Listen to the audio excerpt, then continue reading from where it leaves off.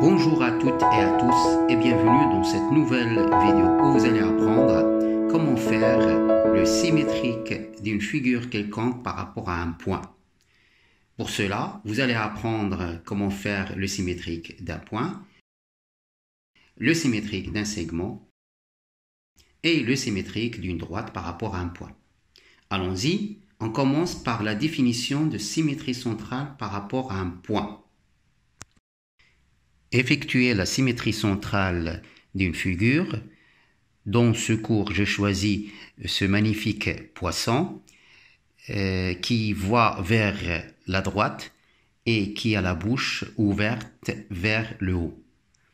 Faire le symétrique de cette figure, c'est tout simplement la faire tourner d'un demi-tour par rapport à un point fixe. Ici, c'est le point O indiqué en rouge. Regardez cette animation à l'aide de GeoGebra pour illustrer cela. Donc là, l'angle de rotation augmente au fur et à mesure jusqu'à arriver à un angle de 180 degrés. Donc en fait, un demi-tour, c'est faire tourner d'un angle qui est égal à 180 degrés. On obtient la deuxième figure qui est le symétrique de notre joli poisson. Sur cette deuxième figure, le poisson ne voit plus vers la droite, mais il voit vers la gauche. Et sa bouche est ouverte vers le bas. Regardez encore une fois l'animation. Donc là, l'angle augmente au fur et à mesure. Et on obtient la figure en position finale, c'est-à-dire l'angle est égal à 180 degrés. Ce qu'il faut retenir pour l'instant, c'est qu'une symétrie centrale transforme, c'est-à-dire change, ce qui est dirigé vers la droite, il le transforme en vers la gauche. Et ce qui est vers le haut, il le transforme en vers le bas. Et vice-versa. OK? Une fois vous avez compris la définition d'une symétrie centrale, passons maintenant aux techniques de construction géométrique. Première, comment construire le symétrique d'un point. Soit A un point et O le point défini comme centre de symétrie. On cherche le point A', le symétrique de A par rapport au point O, qui est le centre de la symétrie.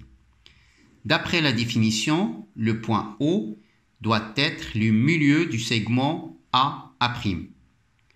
Pour cela, on trace la demi-droite jaune AO et on utilise le compas ou la règle, comme vous voulez, pour rapporter la distance AO sur la demi-droite à partir du point O.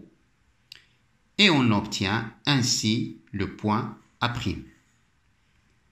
A' est le symétrique de A par la symétrie de centre O, parce que les trois points A, O et A' sont alignés et la distance OA est égale à OA'. C'est-à-dire que O est le milieu de AA'. Ainsi, on a trouvé le symétrique du point A par la symétrie de centre O. Maintenant, on va passer à comment construire le symétrique d'un segment. En fait, un segment est défini à partir de deux points. Soit le segment AB et O, le centre de la symétrie. Trouver le symétrique de ce segment, c'est tout simplement trouver les symétriques des deux points qui construisent ce segment. A' est le symétrique de A, B' est le symétrique de B par la symétrie de centre O, et on obtient ainsi le segment A'B', qui est le symétrique du segment AB. On dit aussi le segment A'B' est l'image du segment AB par la symétrie de centre O. Et on a AB est égal à A'B'.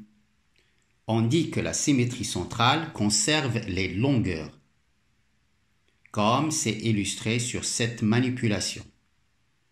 On observe que les segments AB et A'B' restent toujours de même longueur. Ensuite, vous allez apprendre comment construire le symétrique d'une droite. Là aussi, une droite est définie à partir de 2 points, soit la droite AB et O, le centre de la symétrie. On utilise la même démarche qu'on a appliquée pour trouver le symétrique d'un segment. A' est le symétrique de A par rapport au centre O, B' est le symétrique de B par rapport au centre O, et on obtient ainsi la droite A'B' qui est le symétrique de la droite AB. Là aussi, on dit que la droite A'B' est l'image de la droite AB par la symétrie de centre O. Et on a la droite et son symétrique sont toujours parallèles, comme ce qu'on observe sur la manipulation, ce qui n'est pas le cas pour une symétrie axiale. Ensuite, vous allez apprendre comment construire le symétrique d'une figure donnée, soit EFGHI, une figure sous forme d'un polygone, et O', le centre de la symétrie. On utilise toujours le même principe qu'avant pour trouver le symétrique de cette figure, c'est-à-dire on cherche le symétrique de E par rapport au centre O', on obtient E', on cherche le symétrique de I par rapport au centre O', on obtient I', et on fait la même chose pour les 3 autres points, H, G, F. Ainsi, on obtient les points H', G', F'.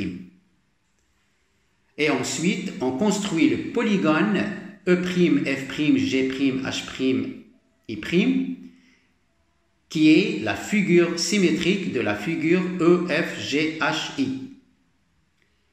Ces deux figures sont superposables, comme le montre la manipulation. Et on dit que la symétrie centrale conserve les aires et les angles aussi, car la forme et la taille de cette figure n'a pas changé au cours de cette symétrie centrale. Passons maintenant à la détermination des éléments de symétrie d'une figure. Souvent, on vous donne une figure et on vous pose la question: quels sont les éléments de symétrie de cette figure?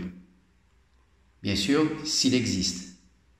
Ici, vous avez 4 figures que j'ai trouvées sur Internet et on vous demande de dire pour chacune de ces figures si elle admet un axe de symétrie ou un centre de symétrie ou les deux en même temps. Je vous conseille d'arrêter la vidéo et on reviendra après pour la correction ensemble. Allons-y pour la correction. La figure 1 admet un axe de symétrie. Pourquoi? Donc l'axe de symétrie indiqué en rouge. Pourquoi? Parce que lorsqu'on plie cette figure suivant cet axe, on trouve la même figure. La figure 2 admet un centre de symétrie. Pourquoi? Car lorsqu'on fait tourner la figure de 180 degrés, on trouve la même figure. Et pour la figure 3, il admet 3 axes de symétrie. Et la justification, c'est pareil que pour la figure 1. Et pour la dernière figure, elle admet 2 axes de symétrie et un centre de symétrie. Donc maintenant, je pense que vous avez tout ce qu'il faut pour bien réussir les exercices sur la symétrie centrale. Je vous propose un exercice ludique à la fin de cette vidéo sur les éléments de symétrie des cornes de taureau. Donc,